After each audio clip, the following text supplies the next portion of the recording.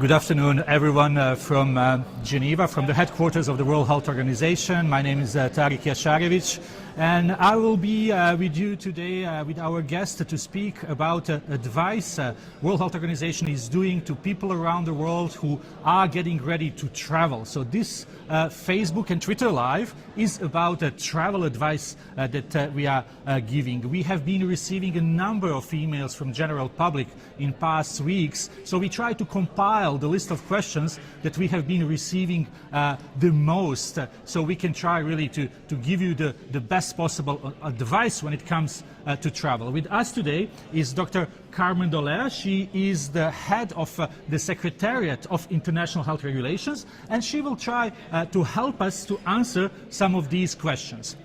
Before we start, just to let you know that you can also ask questions. We will try to take few of your questions at the end of our session. If you are watching us on Facebook, please put your question in a comment section. And if you are watching us on our Twitter account, please use #AskWHO. So, Dr. Doler, thank you very much for being with us first. And let's start with a really most basic question people may have asking themselves: should I cancel my travel? No, no. So during this coronavirus outbreak, WHO has specifically said that there shouldn't be any travel or trade restrictions. This includes most places in China. The risk of being infected is low in many countries. The epicenter is still, as we know, in the Hubei province in China. Some countries, we know that they have issued quarantining of people coming home. This is usually based on a risk assessment identified by individual countries. And travelers should not really cancel their plans, but they should take into account the various restrictions that airlines have put in place when planning for their next trips. Thank you, Terry. Is cabin environment, plane cabin, dangerous in any way? No, absolutely not. We know that the virus so far is transmitted via droplets or fomites, which means a close contact with people that are infected and that are shedding viruses. It is possible that the virus can live on surfaces as well, but for a short amount of time. The best thing to do in a cabin is to practice proper hand hygiene, to wash hands properly with soap and water, or to use alcohol-based rub, and to use coughing etiquette, and to really keep the distance from people that are coughing or having symptoms. Well, you already answered my next question about measures people can take, but how different it is from what we recommend, let's say, for seasonal influenza? It's not different at all. Similar to the seasonal influenza, people should be practicing the regular protection measures for respiratory infections, which means, as I said, coughing etiquette. Make sure you sneeze and you cough into your elbow. Make sure you use a tissue when you sneeze or cough, and you throw away this tissue in a bin. Make sure you keep your hands clean, and make sure that you also have prepare your food using the regular food hygiene practices. Now let's talk about a very important group of people. That's people working in airplanes, cabin crews. What they should do, what precautions they should take? They should take similar precautions as the passengers. In addition, they should also be aware of the guidance that airline cruises and crews of airlines have put in place through the IATA, the International Association of Airline Transportation. They also have the need and requirement to care for suspect cases in the plane, and they have specific guidelines on how to do that. Meaning isolation of suspect patients, meaning keeping distance from passengers that may be in contact with them, providing the passengers that are suspected cases with regular materials for proper respiratory hygiene, meaning providing them tissues, allowing specific places for the passenger that may be sick in the plane. Now, we see lots of people using masks. How effective those masks are?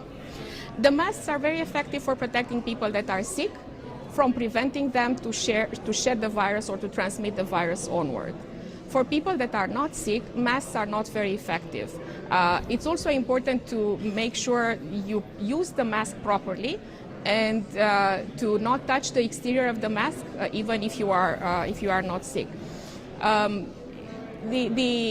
The masks are also important for people that are caring for sick passengers, which is sick travelers or sick people, which is the healthcare workers. So it will be important that people that most need these masks have the access to the masks. Thank you very much. Now, we see lots of stigmatization of people of Asian origin during this novel coronavirus outbreak. So, question we get, for example, I see lots of tour groups from China. Should I be worried? No, not at all.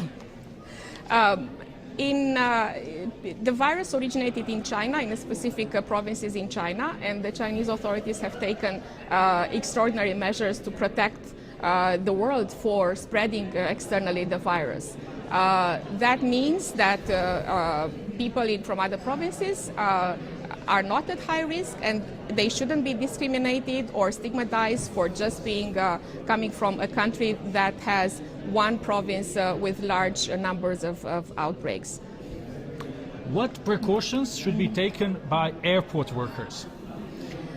Airport workers should practice the same hygiene protection measures as for any other workers. For the moment, we know that the virus can subsist for maybe half an hour on external surfaces, but this shouldn't. There's no evidence that the virus can be transmitted by just touching the luggage of other people.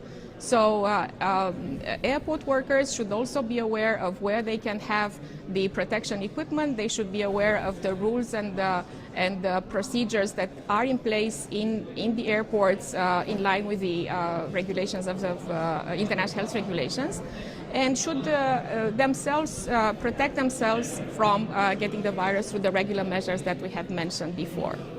Thank you. We'll continue with our questions. We are receiving lots of questions from you watching us on our Twitter account and on our Facebook page. Some of those questions I see we have already answered. Maybe we will answer others, and we will try to get few of yours. Next question is, what about hotel rooms? People who are traveling, what precautions they should take when being in a hotel rooms during the travels? Being on travel in a hotel room is similarly an issue of practicing personal protection measures. So it should be careful to wash the hands properly, to use alcohol-based rubbing of the hands. Make sure that the food hygiene practices are also taken into account. And there is no specific requirement for being in a hotel than being in any other place while a traveler. Similar protection for regular people or regular travelers have to be taken for any for any other type of respiratory infections, as we mentioned before. Should I avoid crowded places like airports in general?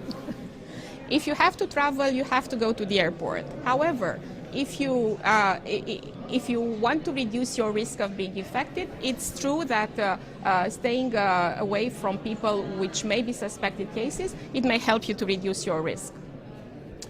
This is a very interesting one, and I think it would be really good to answer. If I was on a flight with someone who was subsequently confirmed as an infected person with a novel coronavirus, what should I do? As a passenger, and if somebody in your plane has been suspected of having a coronavirus, the passenger crew knows the rules, the procedures, and they would ask all the passengers sitting 2 rows behind or 2 rows ahead of these suspect cases to fill in what they call a personal locator form, which is a form where you provide your contact details in case the authorities need to contact you. If you indeed need to be contacted as if the case turns out to be positive, you would then turn to be a contact of a case, and you would need then to take precautions yourself and monitor yourself for 14 days for symptoms like fever, coughing, shortness of breath, or general fatigue. And we were talking so far about planes, but we get questions about cruise ships. So the question is, how about cruise ships? Should those travel plans be cancelled? No, it's a similar situation as with the planes. If precautions are taken for the cruises, particularly to have on board of the cruises a preparedness, have preparedness measures on board of the cruise and be able to provide attention to the potential suspect cases on the cruise ship, these trips should not be cancelled. And we are in discussions with the International Maritime Organization because we know that a number of ships are now in a difficult situation because of cases that have been detected on board of these ships. And we are discussing with the authorities from the International Maritime Organization how to address best the situation of the people on these ships.